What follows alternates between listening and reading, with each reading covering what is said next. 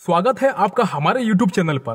दोस्तों, आज हम जिनकी सक्सेस स्टोरी के बारे में बात करेंगे, शायद ही भारत में ऐसा कोई होगा जो उनको ना जानता होगा। उनकी लाइफ के बारे में बताने और आपको सुनने हम दोनों को मोटिवेट कर देगा आज की ये वीडियो। जी हाँ, हम बात कर रहे हैं पतंजलि कंपनी और बाबा रामदेव के बारे में। आज हर घर में आपको पतंजलि की किसी न किसी प्रोडक्ट मिल जाएगा। भारत जैसे बड़े एफएमसीजी मार्केट में कैसे पतंजलि अंदर घुसा और एफएमसीजी मार्केट में अपना दबदबा बनाया, आज इस वीडियो में पूरा जानेंगे।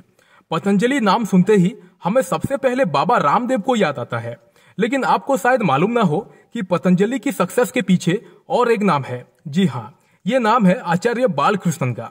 बाबा रामदेव और आचार्य बालकृष्ण की कंपनी पतंजलि उपभोक्ता उत्पादों के मामले में तेजी से भारत की सबसे बड़ी कंपनी बनने की ओर चला जा रहा है। लेकिन पतंजलि को यह सफलता रातों रात नहीं मिली, बल्कि इसके पीछे बाबा रामदेव और आचार्य बालकृष्णन की कई सालों की कड़ी मेहनत, विश्वास और अनुशासन का नतीजा है। 1995 में बाबा रामदेव और आचार्य बालकृष्णन ने मिलकर दिव्य फार्मेसी की शुरुआत की। शुरुआत में ये कंपनी आयुर्वेदिक और हर्बल दवाइयां बनाती थी। धीरे धीरे ये दवाइयां लोगों के बीच लोकप्रिय होने लगी। इसी समय बाबा रामदेव एक योग गुरु के रूप में भी लोकप्रिय हो रहे थे। इसके चलते रामदेव और बालकृष्णन दूसरे उत्पादों में भी पैर रखना चाहते थे, लेकिन दिव्य फार्मेसी की एक ट्रस्ट के अंदर रजिस्टर होने के चलते ये मुश्किल था। रामदेव और आचार्य बालकृष्णन ने लोन लेकर 2006 में पतंजलि आयुर्वेद की शुरुआत की और रामदेव और आचार्य बालकृष्णन ने विभिन्न तरह के कंज्यूमर प्रोडक्ट्स बनाने लगे। योग गुरु बाबा रामदेव की संस्था पतंजलि आयुर्वेद की स्थापना आज से 26 साल पहले हुई थी। एक कार्यक्रम को संबोधित करते हुए योग गुरु रामदेव ने बताया कि हमारा देश खाने के तेल के मामले में आत्मनिर्भर हो जाए। हम इंडोनेशिया और मलेशिया पर अपनी निर्भरता खत्म करना चाहते हैं। उन्होंने कहा कि पतंजलि भारत में ऑयल पाम वृक्षारोपण और सरसों के तेल का उत्पादन बढ़ाने के लिए बड़े पैमाने पर कदम उठा रही है, जिसके देश की 2.5 लाख करोड़ रुपए की विदेशी मुद्रा बचेगी। सन 1995 में पतंजलि का कंपनी के रूप में रजिस्ट्रेशन हुआ था। उस समय बाबा रामदेव और उनके सहयोगी आचार्य बालकृष्णन ने सिर्फ 13,000 रुपए में कंपनी का रजिस्ट्रेशन कराया।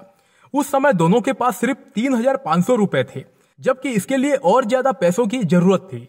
ऐसे में उन्होंने दोस्तों से उधार लेकर रजिस्ट्रेशन की रकम का भुगतान किया। योग गुरु बाबा रामदेव के मार्गदर्शन और आचार्य बालकृष्ण के नेतृत्व में चलने वाले पतंजलि ने वित्त वर्ष 2018-19 में 8,330 करोड़ रुपए का कारोबार किया था। हालांकि इसके पहले 2016-17 में पतंजलि 10,561 करोड़ रुपए के कारोबार के साथ अपने शिखर पर पहुंची थी।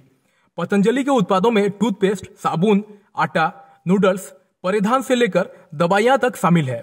पतंजलि आयुर्वेद लिमिटेड की स्थापना साल 2006 में की गई थी और स्थापना के बाद से इसने जो तेज रफ्तार पकड़ी, उसने लोगों को चकित कर दिया। बाबा रामदेव की अपने योग गुरु की प्रतिष्ठा और स्वदेशी और आयुर्वेद के भरोसे की वजह से पतंजलि के उत्पादों को लोगों ने भरोसा किया। ये देश की सबसे तेजी से बढ़ने वाली फास्ट मूविंग कंज्यूमर गुड्स यानी एफएमसीजी कंपनी बन गई। इसका मुख्यालय हरिद्वार में है और कई शहरों में इसके प्लांट है। हाल के वर्षों में हिंदुस्तान लीवर, डाबर, आईटीसी जैसी दूसरी दिग्गज कंपनियां भी आयुर्वेद के ब्रांड्स की जबरदस्त ब्रांडिंग की है, जिसकी वजह से पतंजलि के कारोबारी रफ्तार में थोड़ी कमी आ गई है। पतंजलि के बहुत से स्टोर बंद भी हुए हैं। पतंजलि के प्रमुख आचार्य बालकृष्णन ने यह स्वीकार किया है कि आगे का रास्ता इतना आसान नहीं है। बिजनेस टुडे को दिए एक इंटरव्यू में उन्होंने कहा था, अगले चरण का ग्रोथ इतना आसान नहीं होगा। हमें इसके लिए अपना सप्लाई चेन और डिस्ट्रीब्यूशन नेटवर्क मजबूत करना होगा। पहले 5,000 करोड़ कारोबार तक हमारा पहुंचना ऑर्गेनिक ग्रोथ के रूप में था, क्योंकि हमारे उत्पाद सीधे उन लोग तक पहुंचते थे जो हमें जानते थे। अब हमें कठोर मेहनत करनी होगी। स्वदेशी एक ऐसा शब्द है जिससे एक भाव जुड़ता है। ये भाव होता है अपनेपन का। किसी प्रोडक्ट को स्वदेशी या देसी कहकर बेचने में अधिक मेहनत नहीं करना पड़ता। लोगों को स्वदेशी शब्द पर इतना भरोसा होता है कि वो कहते हैं देसी है तो बढ़िया ही होगा। पतंजलि ने इस चीज को बेहतर तरीके से समझा और शब्दों का मार्केटिंग में उपयोग किया। हर प्रोडक्ट के पीछे बोला गया कि ये देसी या स्वदेशी है। पतंजलि कंपनी की सफलता में स्वदेशी और देसी शब्द की मार्केटिंग में महत्वपूर्ण भूमिका निभाया। ऐसा नहीं है कि सिर्फ देसी या स्वदेशी बोलकर ही पतंजलि कंपनी ने मार्केट में अपनी जगह बना लिया। देसी और स्वदेशी शब्द के भरोसे एक बार प्रोडक्ट बिक जाता है, लेकिन एक समय बाद उस प्रोडक्ट को यूज नहीं करता। लेकिन पतंजलि प्रोडक्ट के साथ ऐसा नहीं है। पतंजलि कंपनी के प्रोडक्ट में पर्याप्त गुणवत्ता होती है। इस चीज को कंपनी ने बरकरार रखा, जिसके वजह से लोगों का पतंजलि प्रोडक्ट पर विश्वास बना। बाबा रामदेव जी का जन्म 12 दिसंबर 1965 को हरियाणा के एक छोटे से गांव में हुआ। उन्होंने अपने 8वीं तक की पढ़ाई अपने नजदीकी गांव से की, जिसके कुछ टाइम बाद वो योग की शिक्षा के लिए आचार्य बालदेव जी के गुरुकुल में चले गए, जो एक छोटे से गांव में था। बाबा रामदेव जी के शरीर का लेफ्ट हिस्सा पैरालिसिस हो गया, तब उन्हें योग करने की सलाह दी गई, जिसके बाद वो रोजाना योग करने लगे और उनके हालत में सुधार आने लगा।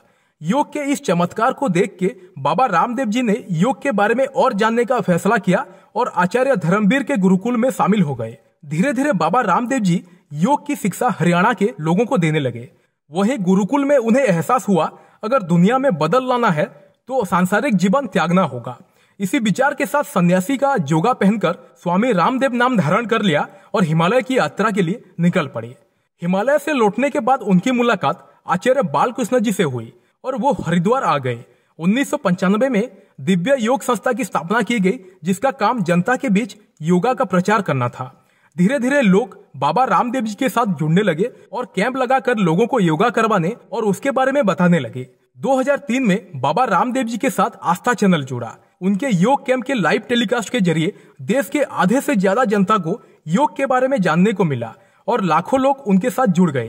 तभी से वो लोकप्रिय हो गए।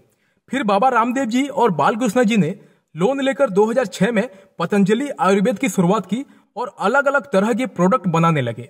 बाबा रामदेव जी ने इस संस्था का नाम महान योगी महर्षि पतंजलि के नाम से रखा।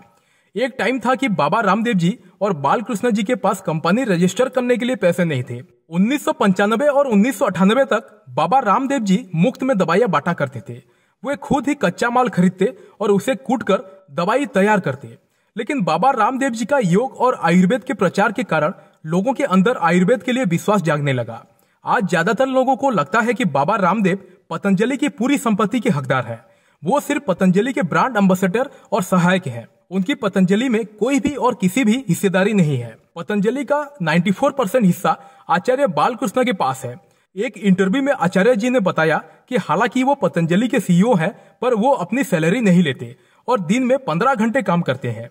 बाबा रामदेव जी ने योग और टीवी के जरिए एक स्ट्रॉन्ग कम्युनिटी बनाई है और पतंजलि के प्रोडक्ट को लॉन्च किया है। आज पतंजलि में 2 लाख से ज्यादा लोग काम करते हैं और पतंजलि 400 से भी ज्यादा प्रोडक्ट बनाती है, जिसमें बड़ी बड़ी एमएनसी कंपनी जैसे कोलगेट, नेस्ले की पसीने निकालती है। बाबा रामदेव कहते हैं भारत का पैसा भारत में रहना चाहिए। पतंजलि ने 2016 में 5,000 करोड़ से भी ज्यादा बिजनेस किया है और अब उनका टारगेट 50,000 करोड़ का है। आचार्य बालकृष्ण 2017 में भारत के 8वें अमीर इंसान थे और आज इनका पतंजलि नेटवर्थ $6.5 बिलियन है। पतंजलि आयुर्वेद आज देश और दुनिया भर की एक जानी मानी संस्था है। इसकी सफलता के पीछे आचार्य बालकृष्ण का हाथ है।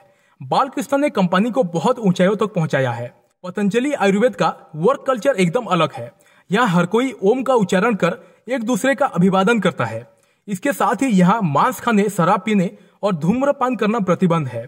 बालकृष्ण आईफोन का इस्तेमाल करते हैं, लेकिन उनके वर्क स्टेशन पर कंप्यूटर नहीं है। धोती और कुर्ते में रहने वाले बालकृष्ण अपने डेस्क पर प्रिंट डॉक्यूमेंट्स पढ़ना ज्यादा पसंद करते हैं। इनका जन्म 4 अगस्त 1972 को हरियाणा में हुआ था। ये मूल रूप से नेपाली है, किंतु इनका जन्म भारत में हुआ है। इनके पिता का नाम जय वल्लभ तथा माता का नाम सुमित्रा देवी है। इनके पिता हरिद्वार में चौकीदार थे, तभी इनका जन्म हुआ। इनका बचपन नेपाल के सियाजा जिले में बीता है। उन्होंने सियाजा से ही अपनी 5वीं कक्षा तक की शिक्षा प्राप्त की है। इनके माता पिता भी अपने पुश्तैनी घर में नेपाल में ही रहते हैं।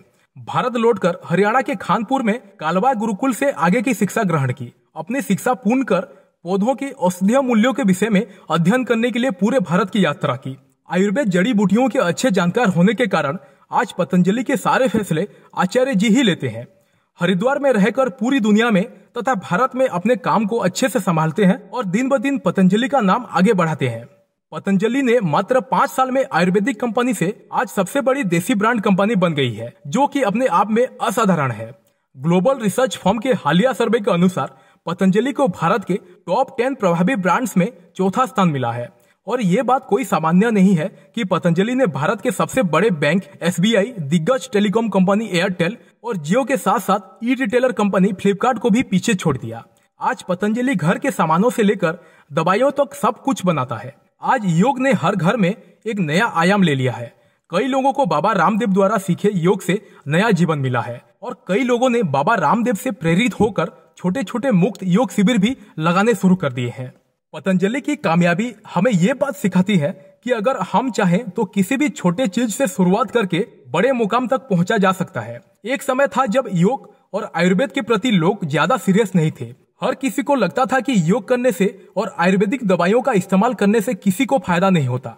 लेकिन आज बाबा रामदेव और आचार्य बालकृष्ण की वजह से देश ही नहीं बल्कि पूरी दुनिया में योग और आयुर्वेद को उसकी सही कीमत मिल पाई है। आज दुनिया में हर कोई आयुर्वेदिक प्रोडक्ट को ही इस्तेमाल करना चाहता है। आज दुनिया के बड़े से बड़े हस्तियों ने भी योग को इंटरनेशनली प्रमोट कर रहे हैं। तो दोस्तों, आज के इस सक्सेस स्टोरी के बारे में आपको कैसा लगा हमें कमेंट करके जरूर बताएं। और हाँ, वीडियो को लाइक करके चैनल को सब्सक्राइब करना ना भूलें। मिलते हैं नेक्स्ट वीडियो में और एक धमाकेदार सक्सेस स्टोरी के साथ। जय हिंद, जय भारत।